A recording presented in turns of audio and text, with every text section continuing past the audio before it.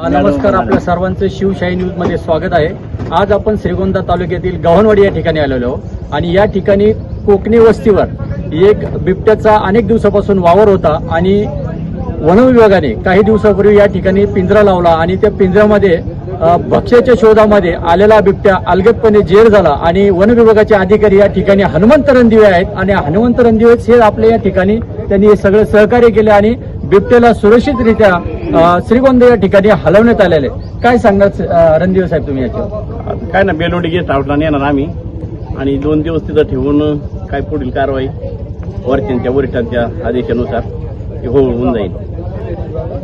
नागरिकांना काही सूचना दिल्या का? नागरिकांना सगळ्या सूचना दिल्यात ना, कशा पद्धतीने ते भयमुक्त राहायला पाहिजे किंवा त्या दहशतीखाली अनेक दिवसापासून लोक वावरत होते। हो, संध्याकाळी नाही का लहान मुलं वगैरे आपल्या गुरांना व्यवस्थित राहणे, नाही का घरामध्येच घराला कंपाऊंड करून घेणे, मुलांना सांभाळणे, सकाळ संध्याकाळ मुलं वयस्कर माणसं घराबाहेर पडू न देणे आणि घराला कंपाऊंड करणे, घराच्या भोवताली जनावरे वगैरे त्यांना बी कंपाऊंड करणे, बंदिस्त गोट्यात बांधणे, त्या सगळ्या कल्पना दिलेल्या आहेत, प्रत्येक गावात दिलेल्या आहेत। साधारणतः बिबट्या किती वर्षाचा असायला पाहिजे? साधारण हा 1.5 वर्षाचा बिबट्या असावा। अच्छा, तर हा नरभक्षक आहे का? नाही, नरभक्षक माणसाळ्याला आहे? नरभक्षक नाही, तो असंच जंगली कुत्रे, रानडुकरे वगैरे त्याचं भक्ष्य म्हणून काय तशी काही अजून काही घटना नाही, काय नाही। असं कुठल्याही प्रकारची मनुष्य हानीची अशी घटना घडलेली नाही, अजिबात नाही घडलेली। राजेश बबन कोकणे, गव्हाणवाडी, तालुका श्रीगोंदा, जिल्हा अहमदनगर। आज रोजी बिबट्या आमच्या शेतामध्ये पकडला, दुसऱ्यांदा बिबट्या पकडला गेला। साधारणतः काय वय असं किती दिवसापासून ते धमुकाळ? 4-1 वर्षाचा असू शकतो अंदाजे, खूप मोठी साईज होती।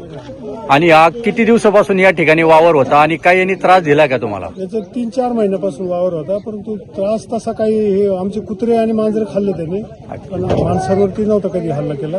पण एक दहशत होती तयार, खाली शेतात जायचं यायचं म्हटलं की त्याची दहशत, माणसं कामाला येत नाही, भीती वाटते त्याची।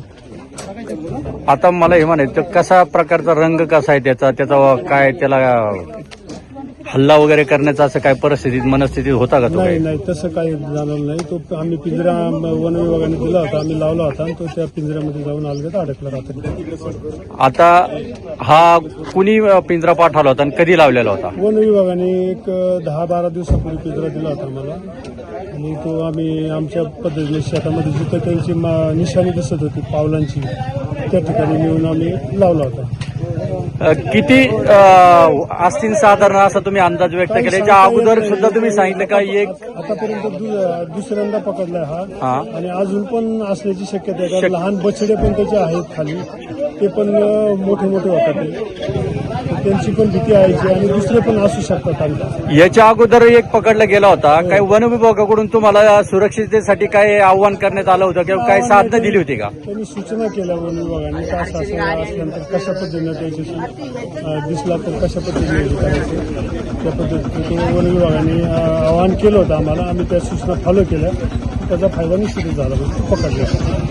ताज्या घडामोडी जाणून घेण्यासाठी शिवशाही न्यूज यूट्यूब चॅनलला सबस्क्राईब करा। आपण हा व्हिडिओ फेसबुकवर पाहत असाल तर फेसबुक पेज फॉलो करा आणि शिवशाही न्यूज.com या आपल्या वेबसाईटलाही भेट द्या।